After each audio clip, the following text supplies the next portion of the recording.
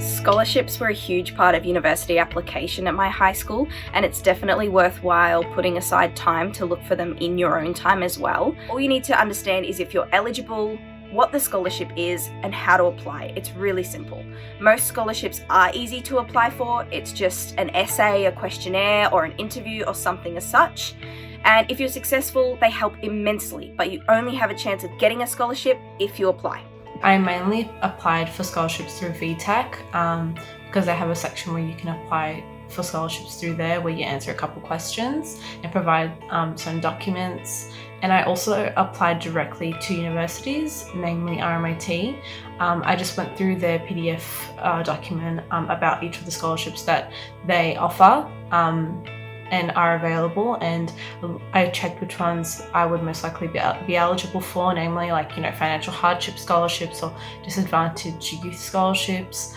And I applied directly to them, and I was fortunate enough to receive the John Jackson Scholarship from RMIT, and it's been a huge positive impact for me and my family through uni.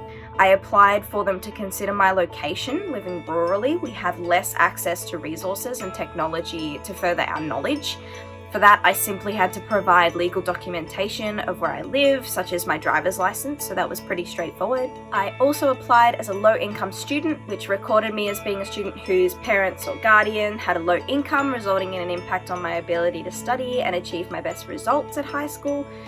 They simply required income reports or evidence of Centrelink low-income support from government bodies. As a result of this, I was awarded a partial accommodation scholarship to Igloo, which is student accommodation in Melbourne CBD, which dramatically decreased my rent for my first year. So that was great. I also applied to be considered as a student diagnosed with a mental health condition. This was probably the biggest issue that affected my achievements in Year 12 and then obviously university study. I didn't want to enter a university without them knowing of my mental health struggles. Upon application, they required a doctor's letter to support me, and along with my other applications, this enabled me to get a 3-year financial aid scholarship to help with the costs of studying at university, so it was definitely worth it.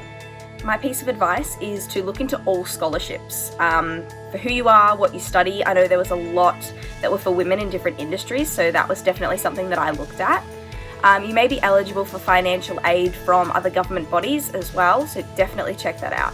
University is expensive, but you can make it less expensive, so you definitely need to research this. My biggest tip is to please apply.